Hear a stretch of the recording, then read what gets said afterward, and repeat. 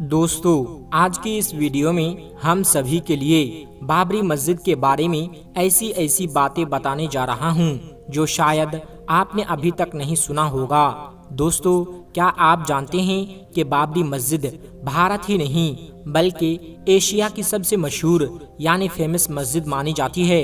ये मस्जिद तामीर यानी निर्माण का सबसे बेहतरीन नमूना थी। उसे भारत का इस्लामी दीवार भी कहा जाता था। बाबरी मस्जिद को बनवाने में 2000 मजदूरों ने हिस्सा लिया। उसे बनाने के लिए दुनिया भर से इंजीनियर और आर्किटेक्ट बुलाए गए थे। ये भारत की एकमात्र मस्जिद थी जिसमें सबसे पहले वॉइस रिफ्लेक्शन टेक्नोलॉजी का इस्तेमाल किया गया। बाबरी मस्जिद का निर्माण 1528 ईस्वी में बाबर के सेनापति मीर बाकी ने करवाया था। ये 16वीं सदी में बनी उत्तर प्रदेश की सबसे बड़ी मस्जिद थी। बाबरी मस्जिद इस्लामी वास्तुकला का सबसे बेहतरीन नमूना थी। उसे बनाने के लिए दुनिया भर से पत्थर लाए गए थे। ये भारत की अकेली मस्जिद थी जिसमें सबसे आधुनिक एयर कूलिंग सिस्टम का इस्तेमाल किया गया। उस मस्जिद में ऐसी तकनीक इस्तेमाल की गई जिसके अंदर कभी गर्मी महसूस नहीं होती थी। बहुत कम लोग जानते हैं कि बाबरी मस्जिद को बनवाने के लिए अयोध्या में कई भट्ठे स्थापित किए गए जिनमें खास तरह की ईंटों को बनाया जाता था। उस मस्जिद को बनवाने के लिए जिन ईंटों का आविष्कार किया गया वो आज पूरे भारत में इस्तेमाल की जाती है। आपको ये जानकर शायद हैरानी हो कि बाबरी मस्जिद कभी अयोध्या की सबसे ऊंची इमारतों में से एक थी। एक समय उसमें पहुंचने के लिए बड़ी बड़ी सीढ़ियों का सहारा लेना पड़ता था। बाबरी मस्जिद में बनी मेहराब 200 फीट ऊंची थी। उस तक पहुंचने के लिए बड़ी बड़ी सीढ़ियों का इस्तेमाल किया जाता था। बाबरी मस्जिद अकेली मस्जिद थी जिसमें वॉइस रिफ्लेक्शन टेक्नोलॉजी का इस्तेमाल किया गया। बाबरी मस्जिद को इस तरह से डिजाइन किया गया था कि अगर कोई उसके गुंबद के नीचे खड़े होकर बोलता तो उसकी आवाज पूरी बाबरी मस्जिद में सुनाई पड़ती। ये अयोध्या की सबसे बड़ी जामे मस्जिद थी। अंग्रेज गवर्नर लॉर्ड विलियम भी बाबरी मस्जिद की तारीफ किए बिना न रह सका। इतिहासकारों की माने तो मीर बाकी ने बगदाद से वजू करने के लिए एक आधुनिक वॉश बेसन मंगवाया था जिस पर खड़े होते ही पानी निकलने लगता था। ये वॉश बेसन कई सालों तक बाबरी मस्जिद में इस्तेमाल किया जाता रहा। उसकी खोज मशहूर मुस्लिम वैज्ञानिक इस्माइल अल जरीई ने की थी। अल जरीई दुनिया का पहला वैज्ञानिक था जिसने सबसे पहले करेंट सॉफ्ट को इजाद किया जिसके बगैर आज किसी इंजन को नहीं चलाया जा सकता। उसे फादर ऑफ रोबोटिक्स भी कहा जाता है। 3 गुम्बदों पर बनी बाबरी मस्जिद में एक कुआं भी मौजूद था जिसे शिफा वाला कुआं कहा जाता था। ये कुआं बाबरी मस्जिद के शहीद होने से पहले तक पानी देता रहा। 19वीं सदी तक उसे वजू करने के लिए इस्तेमाल किया जाता रहा। बाबरी मस्जिद के सहन में मौजूद इस कुएं का इस्तेमाल हर धर्म के लोग करते थे। बहुत कम लोग जानते हैं कि बाबर ने भारत में 4 मस्जिदें बनवाई थी जिनमें से एक बाबरी मस्जिद थी। घाघरा नदी के किनारे बनी इस मस्जिद को बनाने के लिए बाबर ने पत्थर काटने वाले 1500 इंजीनियर बुलाए थे। बाबर को आधुनिक टेक्नोलॉजी से बेपनाह मोहब्बत थी। उसने अपने दौर के सबसे आधुनिक हथियारों का इस्तेमाल किया। बारूद और तोप बनाने के तरीके बाबर ही भारत लेकर आया था। बाबर ने बाबरी मस्जिद में नमाज पढ़ने के लिए इमाम भी रखे थे जो सदियों तक इस्लाम की तबलीग का काम करते रहे। बाबर ने बाबरी मस्जिद को बनवाया लेकिन उसे देखने कभी अयोध्या नहीं आ पाया। बाबरी मस्जिद की तामीर पूरा होती ही उसकी मौत हो गई।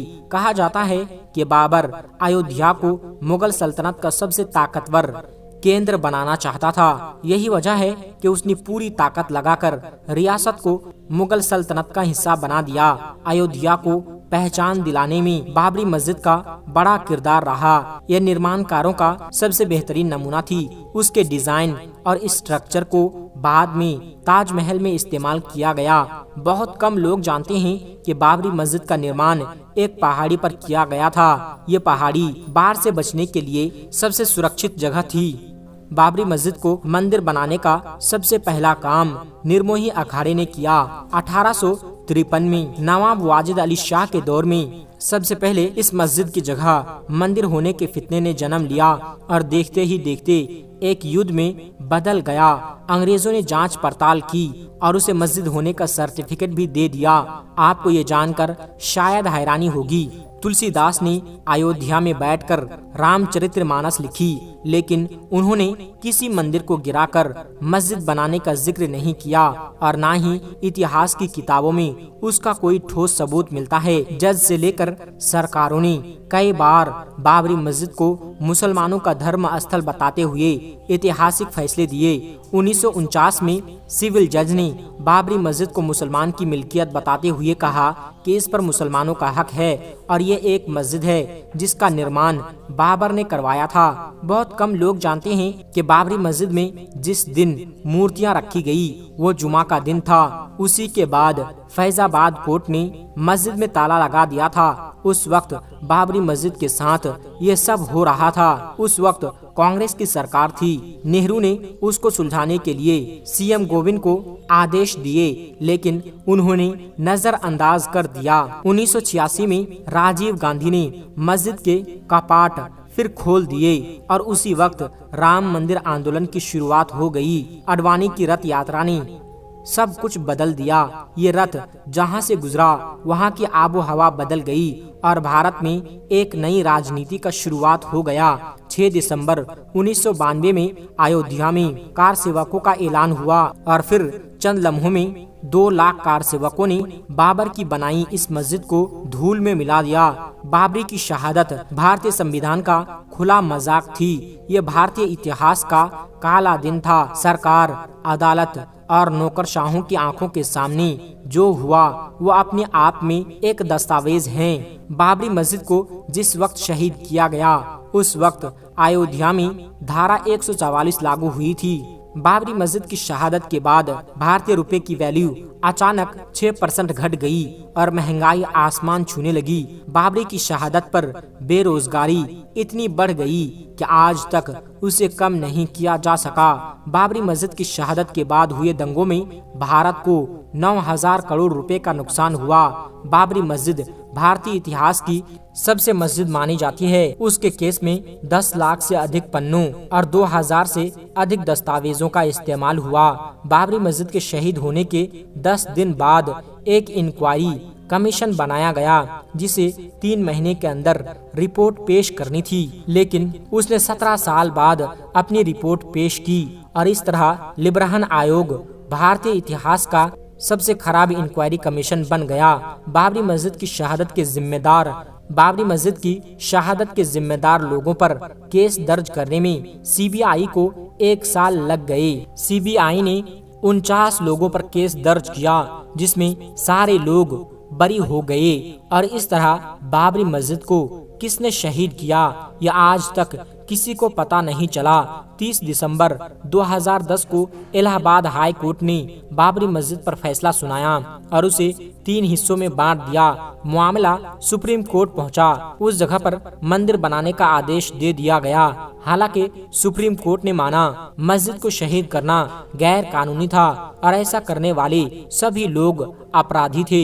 मुसलमानों ने देश हित में सुप्रीम कोर्ट द्वारा दिए गए इस फैसले को कबूल भी कर लिया और दूसरी जगह 5 एकड़ जमीन लेने पर राजी भी हो गए।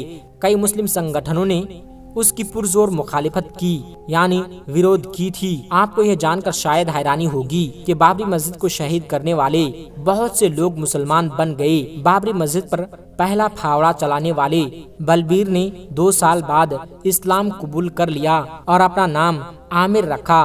उन्होंने पूरे साल में 100 से अधिक मस्जिदें बनवाई। बाबरी मस्जिद भले ही शहीद हो गई, लेकिन उसका इतिहास आज भी लोगों के दिलों में जिंदा है। बाबरी मस्जिद आज भी गर्व से अपने शोर और बलिदान की गाथा सुना रही है।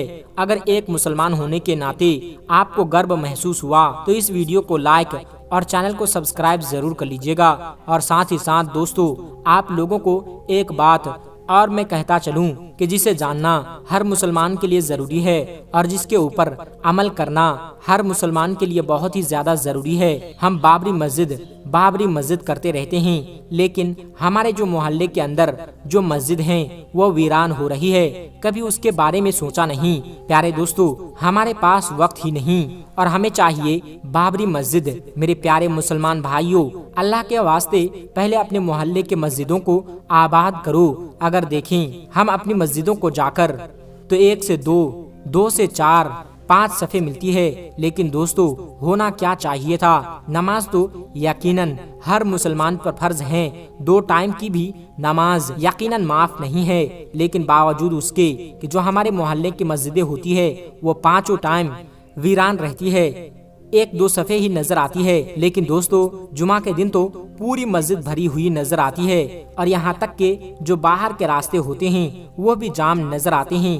जो तादाद जुमा के दिन रहती है वही तादाद अगर जुमा की नमाज पढ़ने के साथ साथ रोजाना 5 वक्त की नमाज पढ़ने के लिए होती तो प्यारे दोस्तों बाबरी मस्जिद शायद शहीद नहीं होती, क्योंकि बाबरी मस्जिद में जो आखिरी नमाज पढ़ी गई थी वो 1949 में पढ़ी गई थी और तब से लेकर 1992 तक कोई नमाज नहीं पढ़ी गई थी। दोस्तों अल्लाह का हम पर आज़ाब ही है कि हमने अपनी मस्जिदों को वीरान कर दिया। हम अपनी मस्जिदों के अंदर नमाज की अदायगी नहीं करते हैं और मुंह पर हमारे सिर्फ बाबरी मस्जिद लगा रहता है। क्या हमारे बाबरी मस्जिद कहने से अल्लाह राजी हो जाएगा?